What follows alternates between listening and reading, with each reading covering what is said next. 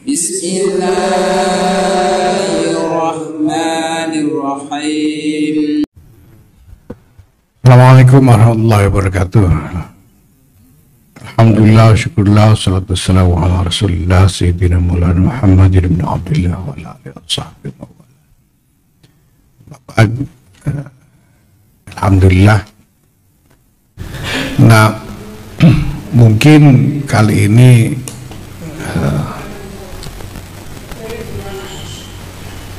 secara singkat saja saya akan buka dengan beberapa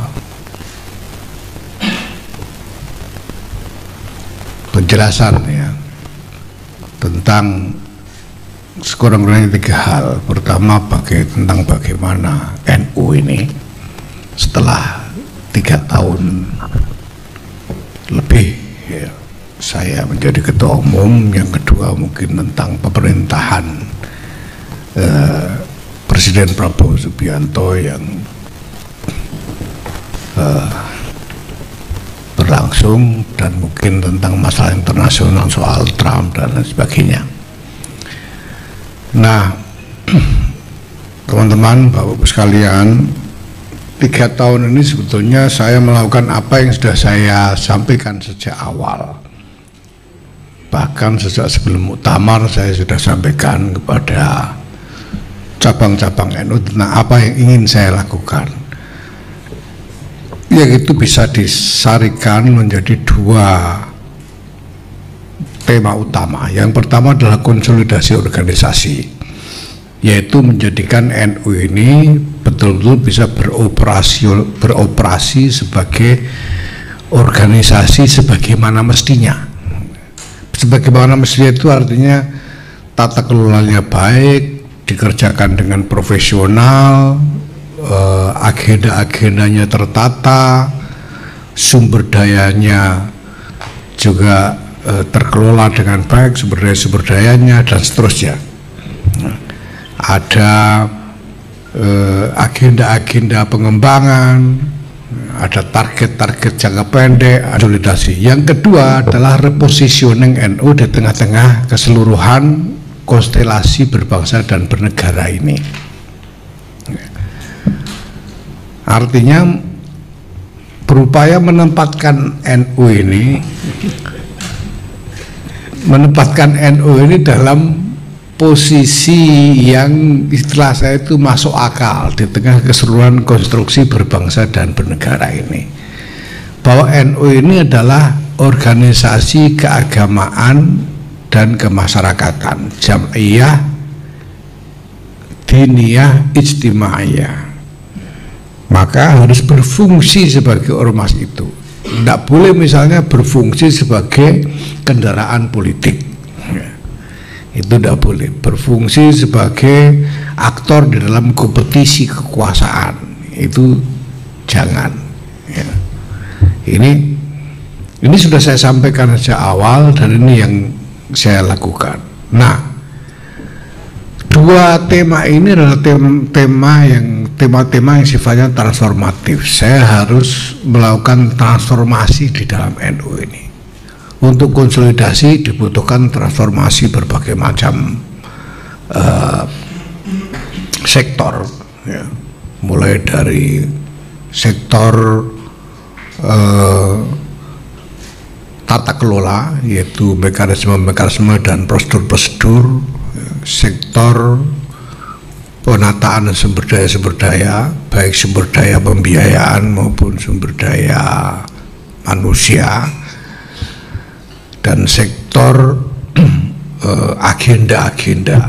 Ya. Nah, sementara saya harus menghadapi kebiasaan-kebiasaan, ya, old habits, ya. Orang bilang old habit never dies, ya. Jadi kebiasaan-kebiasaan lama itu biasanya susah dihilangkan dan perlu strategi dan ketekunan tersendiri untuk merubahnya. Mindset, ya, mindset lama ini juga susah. Nah, ini semua harus saya navigasi sedemikian rupa supaya tidak menimbulkan kontraksi yang dapat mencederai keberadaan NU sendiri. Ya. Nah,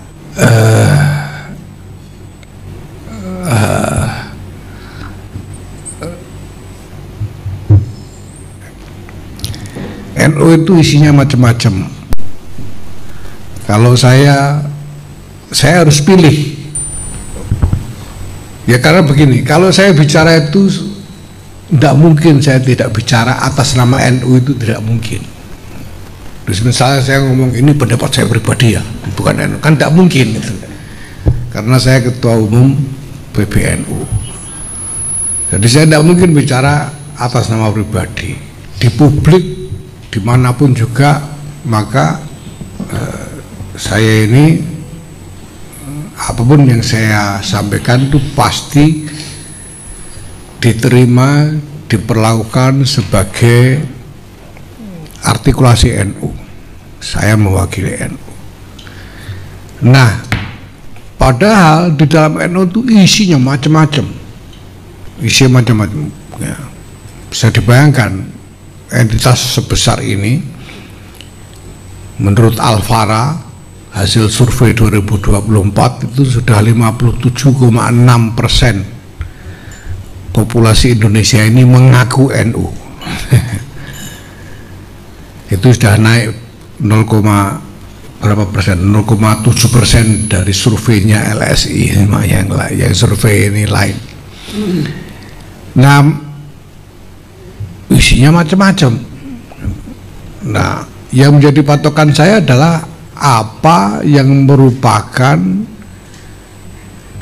prinsip-prinsip dasar NU, nilai-nilai dasar NU, itu yang menjadi ukuran dari semua kehadiran NU di tengah-tengah masyarakat.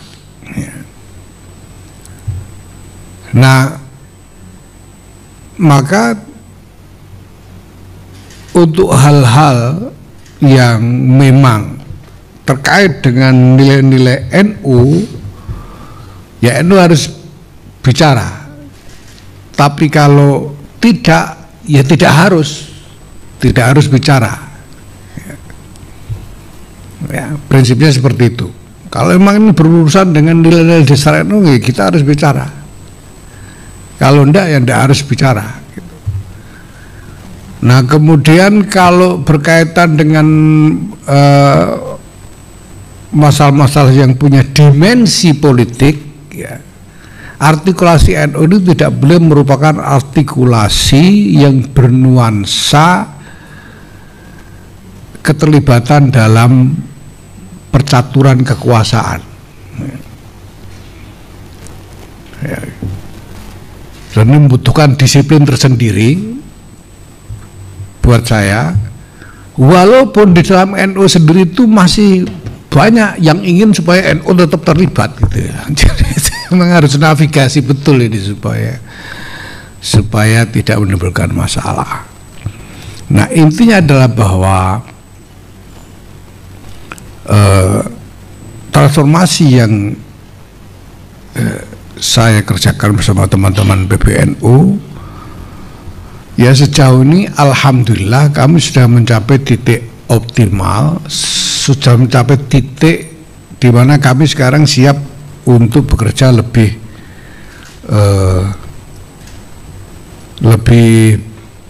progresif di dalam mengejar agenda-agenda yang menjadi ketetapan organisasi.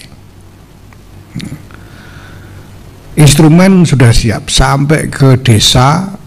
Struktur NU ini sudah terkonsolidasi sedemikian rupa.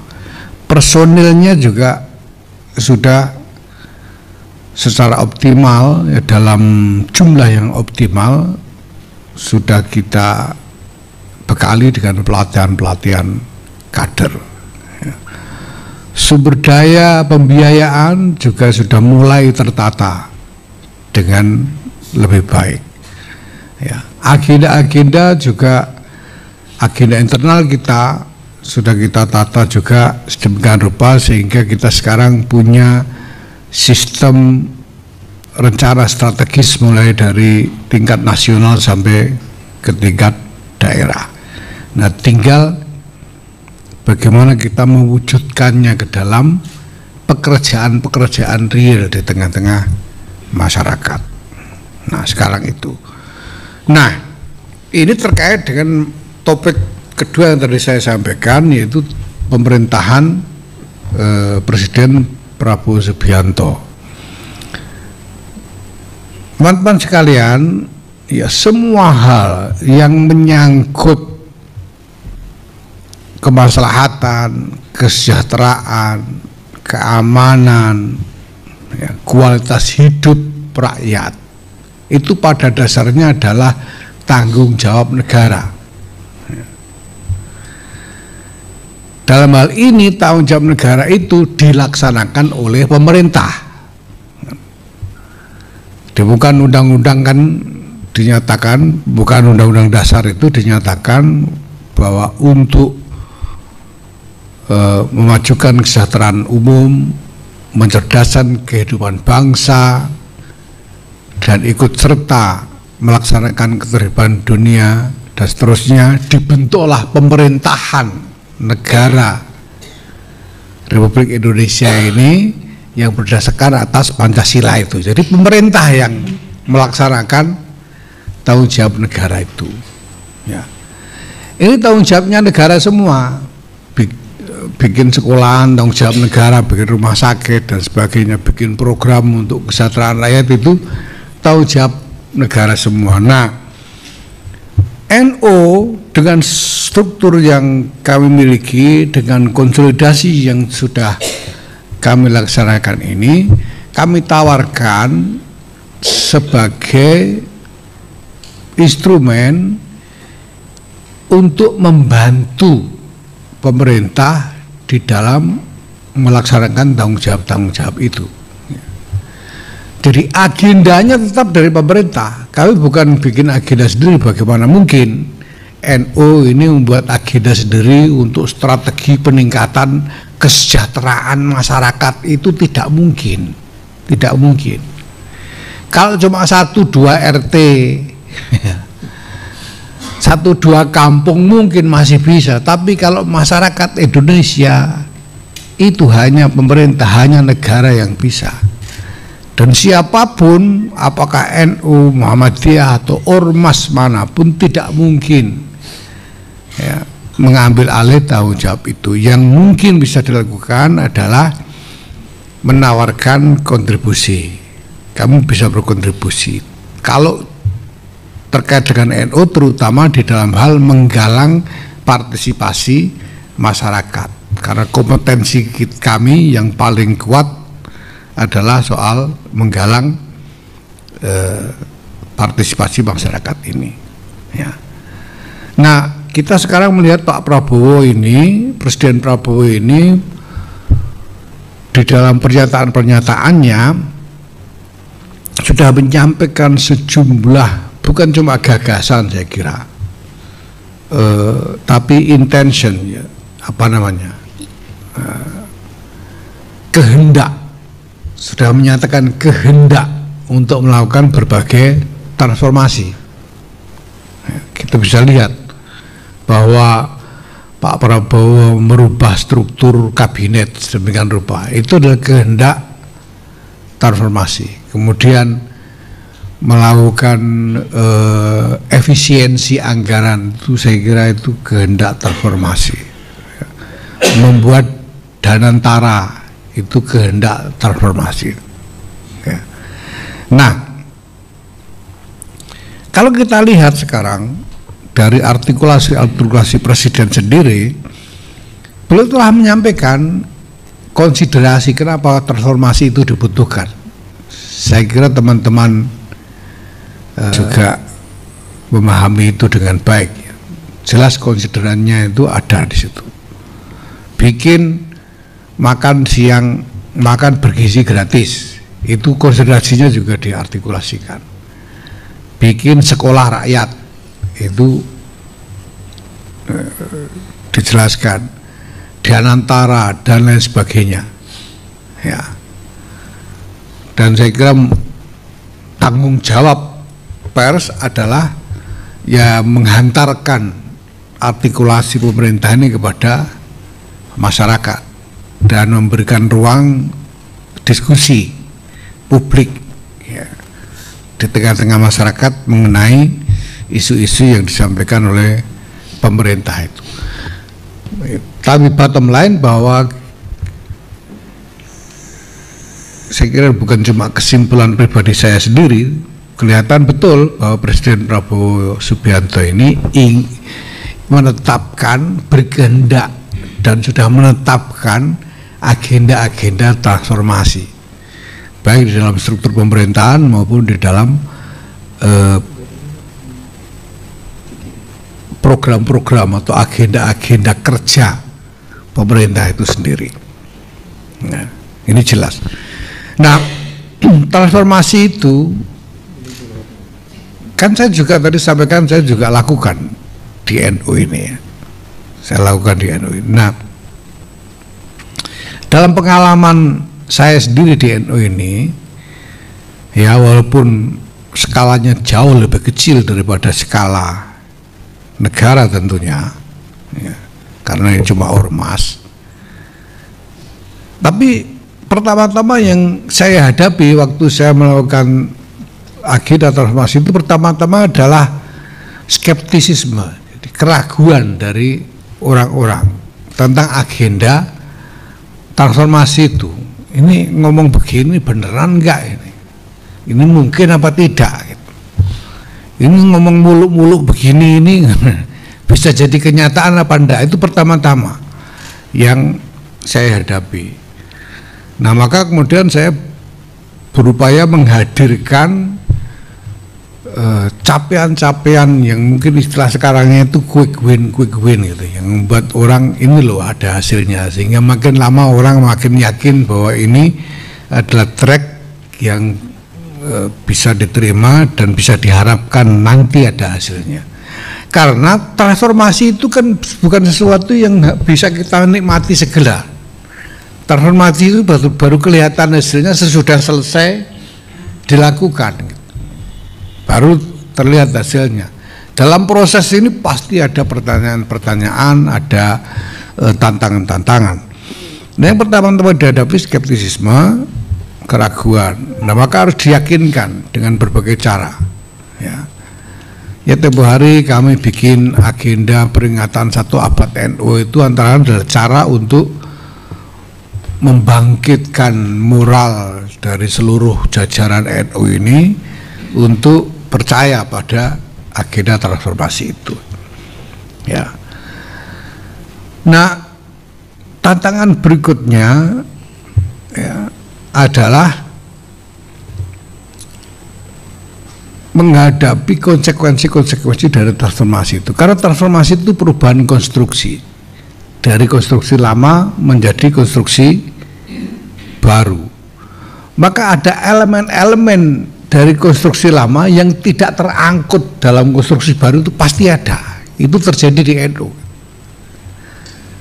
Jadi ada elemen-elemen apakah orang atau lembaga atau apa gitu ya, atau ya unsur dalam organisasi yang tidak bisa masuk dalam konstruksi baru yang kita bikin. Ya, yang ini terpaksa tercecer. Yang tercecer ini kalau cukup banyak dan cukup besar kekuatannya, ya pasti ngelawan. Pasti ngelawan. Misalnya yang saya hadapi kemarin ini, karena saya ingin melakukan repositioning NU, maka elemen-elemen politik di dalam NU, ya toh, kan tidak terangkut dalam konstruksi baru ini. Nah, maka ya wajar kalau kemudian berusaha melawan. Nah, ya itu memang harus dihadapi. Ya, alhamdulillah di NU sih ini berhasil kita lewati, kita selesaikan sehingga kita bisa jalan lebih lancar ke depan. Dan ini Masya Allah saya sangat bersyukur bahwa ini akselerasi capaian ini tidak terduga. saya sebelum muktamar itu saya ngitungnya, kalau saya mau bikin begini, hitung-hitungan saya ya paling 5-7 tahun bisa tercapai ini. Kaderisasi, tata kelola, ya, administrasi dan lain-lain ini baru bisa tercapai 5-7 tahun hitungan saya. Ini baru 3 tahun sudah tercapai semua, Mas. Ini Masya Allah ya. Kami sangat bersyukur bahwa, dan kenapa ini bisa lebih cepat tercapai, karena slogan NU ini ternyata lebih cepat diyakinkan, sehingga mereka ikut serta di dalam upaya ini secara lebih intensif ya. Nah, saya kira yang dibutuhkan oleh pemerintahan Presiden Prabowo ini, kalau memang menginginkan transformasi, kurang lebih polanya akan punya kemiripan dengan yang kami hadapi di NU ini. Sekarang ini saya kira yang sedang dihadapi Pak Prabowo adalah soal tingkat keyakinan orang terhadap agenda-agenda transformasi beliau. Percaya enggak orang-orang ini kalau Pak Presiden bilang bahwa efisiensi dibutuhkan karena kita harus begini, ini orang percaya enggak gitu. Ya, kalau percaya kan kemudian ikut di dalam agenda itu. Nah, saya kira sekarang pada tingkat itu. Nah, NU ini tidak menjadi bagian dari konstruksi sistem agregasi politik, maka NU tidak dalam posisi untuk ikut-ikutan di dalam proses itu. Ya, itu adalah domainnya politik, ada domain politik yang di dalamnya ada pemerintah dan partai-partai politik, parlemen dan lain sebagainya. Gitu. Sehingga diskusinya tentang hal ini mestinya di antara mereka. Gitu. Kalau NU ikut-ikutan ribut soal ini bukannya membantu, malah akan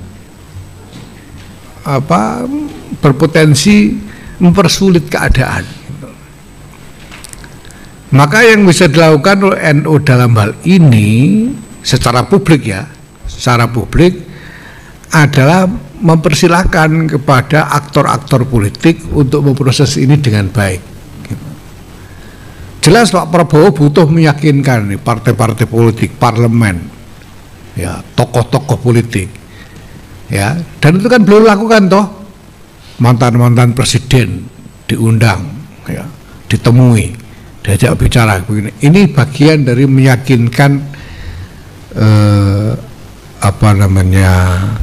stakeholder politik untuk agenda-agenda transformasi beliau. Nah, kami menunggu.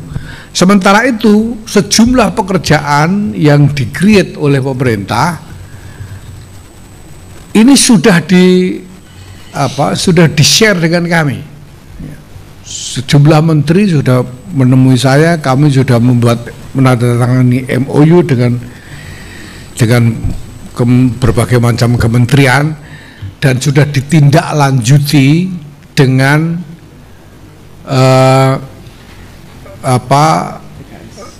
pengaturan kerjasama dengan level birokrasi yang lebih rendah, yang lebih executing gitu ya. Kami bikin tim, biasanya kami bikin tim khusus, kemudian kementerian juga bikin tim khusus, kemudian kami bicara apa saja pekerjaan-pekerjaan yang bisa dibantu oleh NU, yang NU bisa membantu. Ya. Rapat bersama antara NU dengan kementerian, berbagai kementerian juga sudah kami lakukan. Ya, lembaga-lembaga juga, dan beberapa pekerjaan sudah jalan. Nah, ini pola yang kami inginkan. Ya. Nah, macam-macam kontroversi yaitu domain politik. Kalau saya atau teman-teman di NU punya pandangan-pandangan, maka jalan terbaik bagi kami untuk menyalurkan pandangan-pandangan itu ya secara langsung, tidak melalui publik. Jalan terbaiknya supaya NU tidak kemudian mengambil posisi yang menjadi haknya aktor politik. Ya, ini penting sekali. Dan itu saya lakukan.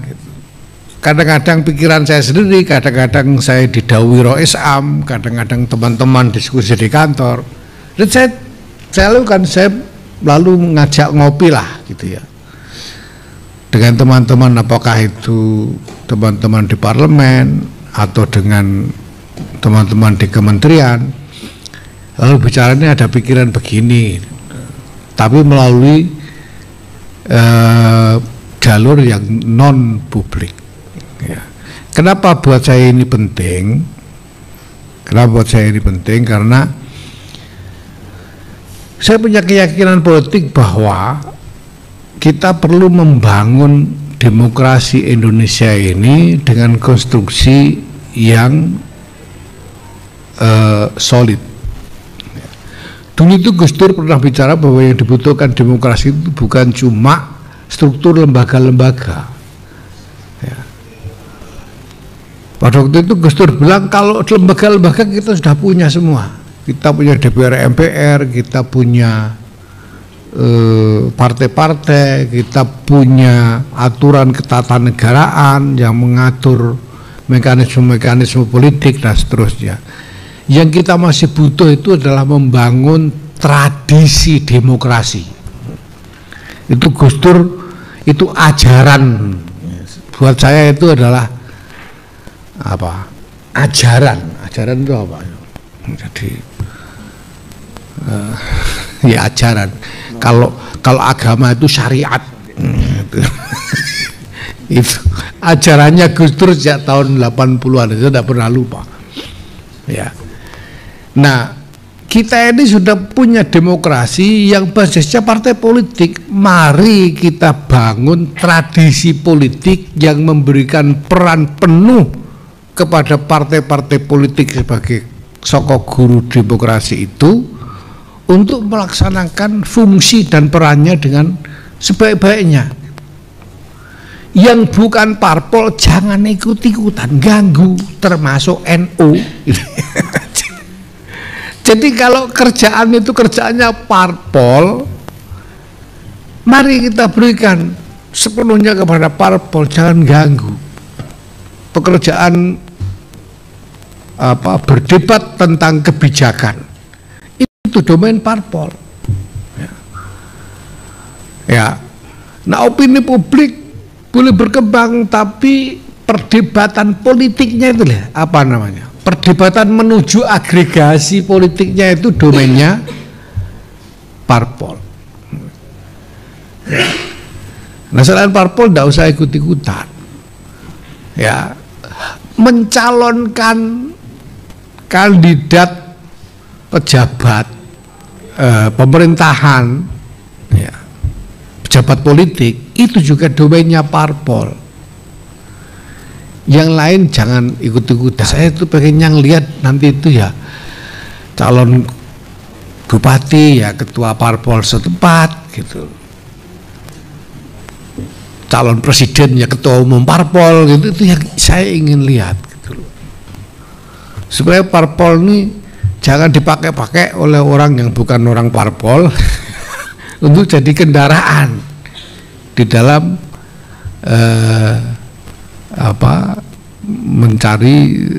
meraih jabatan-jabatan politik. Itu yang ingin saya lihat ya.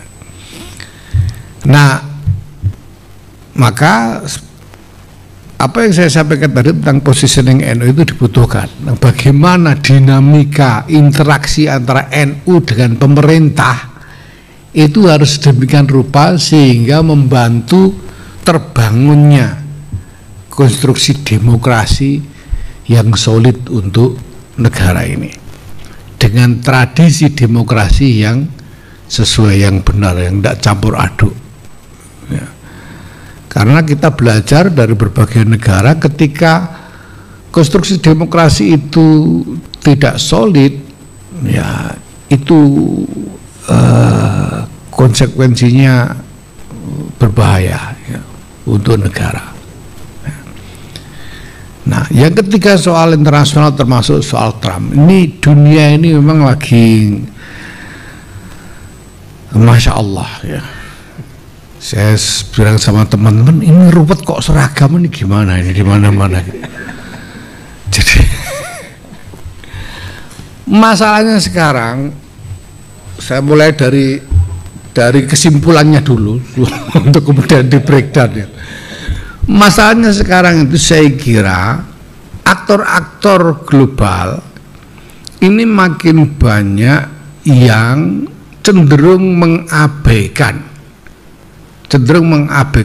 konsensus internasional yang sudah dicapai menyangkut tata dunia. Ada PBB, ada piagam PBB, ada organisasi PBB diabaikan. Ya. Ada kesepakatan lalu diveto dan sebagainya. Ada aktor-aktor non negara yang semakin kuat, lebih kuat, jauh lebih kuat dari negara, korporasi-korporasi yang besar-besar itu. Ya. Nah, ini ya ini jelas berbahaya sekali karena kita bisa, kalau diterus-teruskan ya, itu mungkin bisa balik ke konstruksi sebelum konsensus internasional tercapai. Tata dunia yang kita miliki hari ini, setidak-tidaknya tatanan formalnya itu dibangun di atas konsensus internasional yang dicapai sesudah Perang Dunia Kedua. Sebelum Perang Dunia Kedua itu kan perang dunia internasional itu diwarnai oleh konflik homo homini lupus, semua makan semua dan tidak ada aturannya, dan agama-agama bagian dari pertarungan itu. Islam lawan Kristen, lawan Hindu, Kristen lawan Protestan, lawan Katolik, ya, Protestan lawan Katolik, ya, lawan Yahudi. Itu kan seperti itu. Nah, kemudian dunia internasional mencapai kesepakatan dengan piagam PBB pasca Perang Dunia Kedua. Nah, isi dari kesepakatan internasional konsensus itu sebetulnya luar biasa penting dan luar biasa berharga bagi kehidupan masyarakat global ini.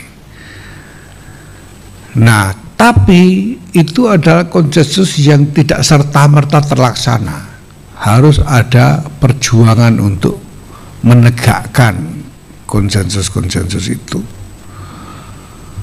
Nah, masalah sekarang yang kita hadapi hari ini banyak aktor-aktor global yang cenderung bertindak hanya demi kepentingan eksklusifnya sendiri-sendiri dan tidak memperdulikan kebutuhan untuk membangun konstruksi bersama dengan negara-negara yang lain. Amerika bertindak sendiri, Cina bertindak sendiri, Rusia bertindak sendiri, perusahaan ini, perusahaan-perusahaan multinasional, perusahaan-perusahaan raksasa bertindak sendiri-sendiri, bahkan mereka bisa mengendalikan sejumlah pemimpin negara dan lain sebagainya, nggak peduli pada kebutuhan untuk membangun tatanan internasional yang lebih baik ini. Ya. Nah, kita bisa lihat sekarang misalnya yang dilakukan oleh Trump. Ya, Trump ini kan sebetulnya dia punya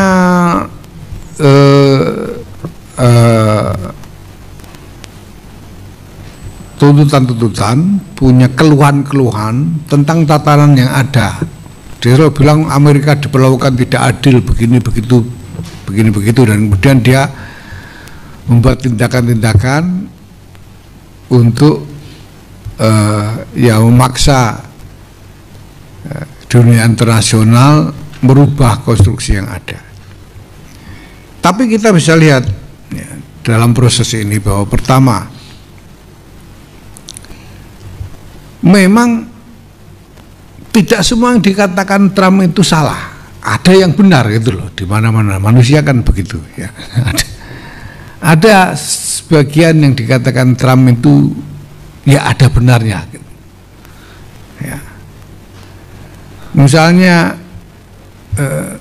yang dikatakan Trump terkait dengan apa, misalnya soal jenis kelamin itu, apakah boleh orang transgender ikut dalam kompetisi perempuan misalnya? Ya kan ada benarnya Pak, sudah terjadi, sudah ada korbannya gitu ya. Ada yang sampai cacat seumur hidup nggak bisa melanjutkan karir olahragawan perempuan gara-gara digasak sama olahragawan transgender, itu kan sudah terjadi itu. Jadi itu masuk akal kalau Trump bikin begitu, itu masuk akal. Tapi bahwa kemudian ada banyak isu yang lain orang berdebat, itu wajar. Itu yang pertama ya. Yang kedua, bahwa ketika dieksekusi itu jelas sejumlah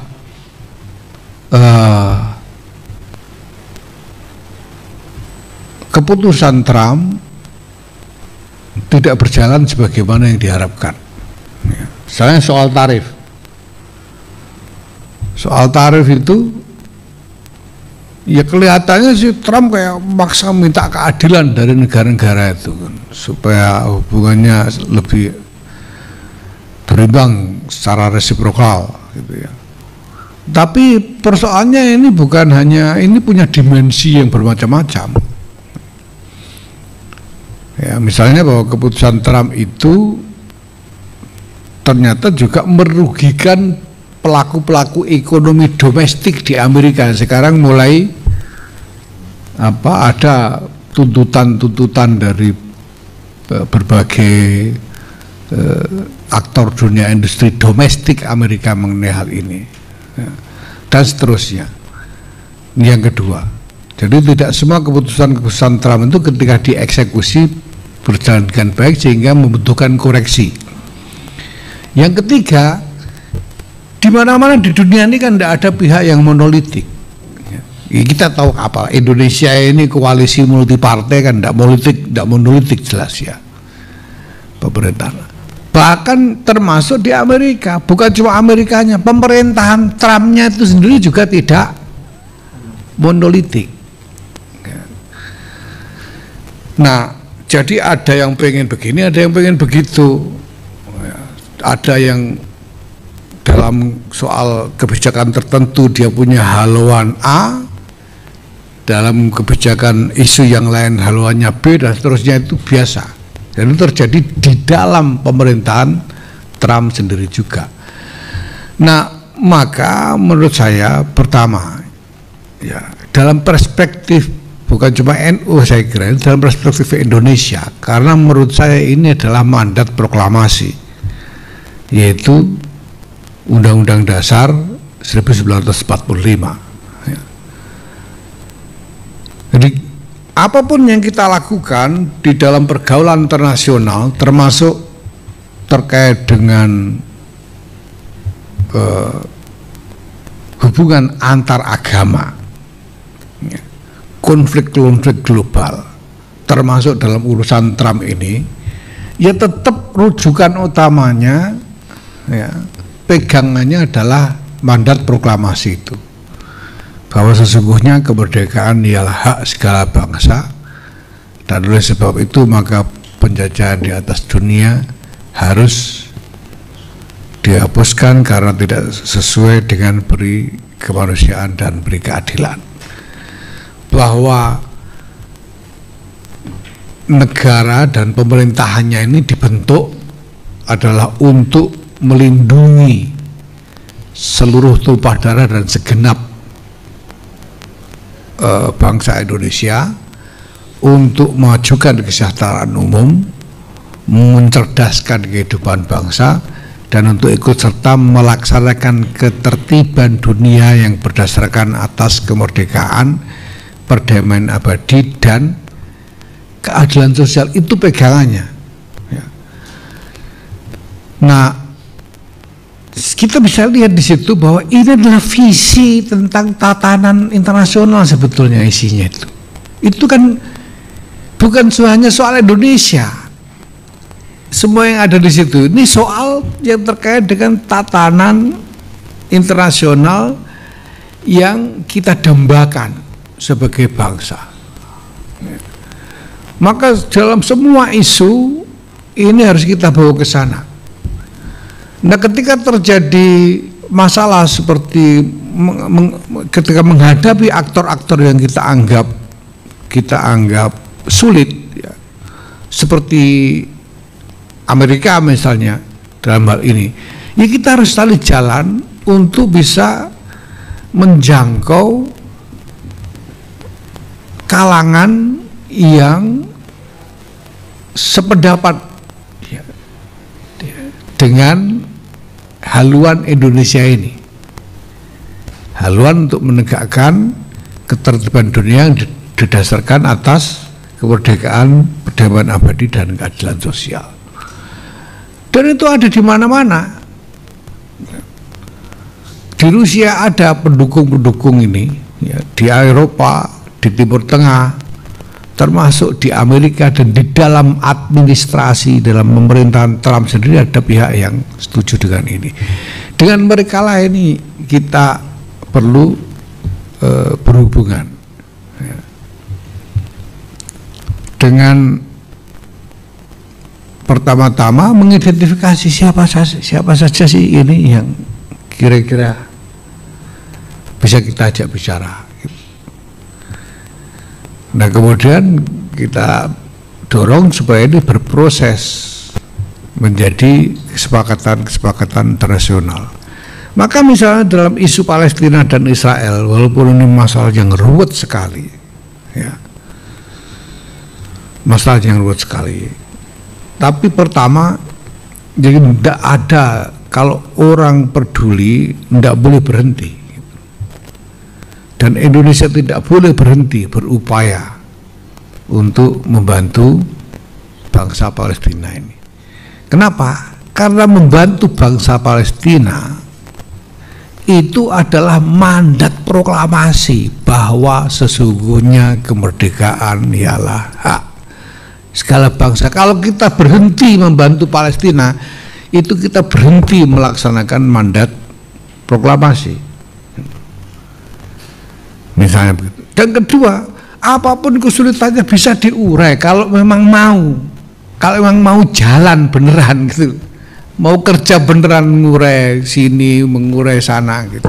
Saya sangat mengapresiasi apa yang dilakukan oleh Presiden Prabowo terkait dengan Palestina ini. Karena di tengah-tengah keruwetan macam apapun, itu harus ada yang memulai dari satu titik tertentu, apapun yang mungkin. Somebody has to start somewhere. Harus ada yang bertindak dari titik manapun untuk memulai sesuatu supaya proses bergulir. Kalau enggak bisa. Nah, maka kemarin kan Presiden Prabowo bilang Indonesia siap menampung warga Gaza untuk dibawa ke Indonesia. Ya, saya bilang ini adalah something to start with. Gitu. Membuat pernyataan itu adalah tindakan untuk memulai sesuatu. Itu belum hasil akhir. Kenapa? Ya karena kan tidak mungkin. Gimana caranya coba bawa orang Gaza ke sini itu loh? Gimana caranya coba?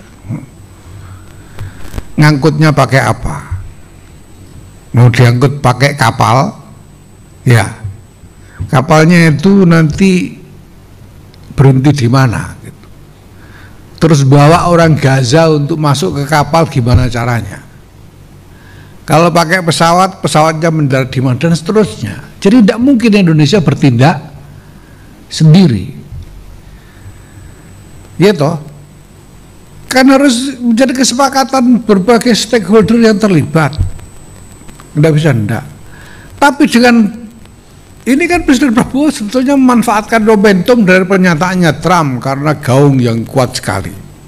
Saya kira itu cukup cerdik. Ya. Ketika Trump bilang sudah pindah aja ke Indonesia gitu, lalu Presiden Prabowo oke, siap, Indonesia siap menampung gitu kan. Supaya apa? Supaya ada sesuatu untuk mulai. Dan jelas sesudah itu harus bicara dengan berbagai pihak. Maka saya juga sangat mengapresiasi kemudian Pak Prabowo nyatanya juga berkeliling untuk ketemu berbagai pihak. Ya, sekarang kalau kita pikir sekarang, Pak Presiden Prabowo ketemu Al-Sisi. Ya, pengen bicara soal Palestina. Lalu gimana enaknya Palestina ini ya gitu. Al-Sisi ngomongnya juga sama. Iya ya, gimana ya? Kan nggak jadi apa-apa gitu. Tapi kalau Presiden Prabowo datang ke Al-Sisi, ini Indonesia siap aja kalau mau orang-orang Gaza dibawa ke Indonesia. Itu langsung ngomong begitu ya. Ada bahan untuk nego. Al-Sisi akan bilang, ya nggak bisa begitu. Nanti siapa yang jamin tanah airnya nggak hilang? Siapa yang jamin ini, siapa jamin itu? Ya mari kita rancang jaminan-jaminannya. Lah kita tidak bisa sendiri, harus bicara dengan ini, dengan itu. Mari kita bicarakan begitu. Prosesnya jadi bergulir toh. Karena ada sesuatu untuk memulai. Nah ini yang penting. Maka saya juga memohon betul kepada Presiden Prabowo untuk tidak berhenti, Pak. Mohon jangan berhenti soal ini, Pak. Gitu. Mohon diproses terus gitu ya.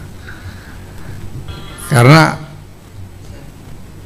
kami yakin bahwa ini mandat proklamasi. Hasilnya ya jangan kita menganggap titik mulai itu sebagai hasil akhir. Ya. Kita belum sudah. Ya kalau saya sudah pengalaman sebagai ketua umum PBNU. Ya saya sudah pengalaman lah dihujat-hujat sudah pengalaman, belum jadi ketua umum juga sudah pengalaman saya. Jadi saya kira Presiden Prabowo tidak akan mudah terganggu dengan itu ya. Nah intinya adalah bahwa ini ada jalan semuanya kok, sama-sama manusia gitu. Dulu saya bilang sama teman-teman itu, pokoknya ya situ main, saya main, gitu aja, sama-sama mainnya, gitu, supaya kita nggak jadi korban. Kalau kita nggak ikut main, kita cuma jadi korban. Nah saya kira ini teman-teman, hal yang kita hadapi ke depan, ya, nggak ada yang sederhana, tapi saya kira sejauh ini ya kita masih punya harapan besar bahwa proses ini yang penuh dengan dinamika ini akan menemukan jalan yang akan menjadikan Indonesia ini lebih baik di masa depan, insya Allah begitu. Terima kasih. Assalamualaikum warahmatullahi wabarakatuh.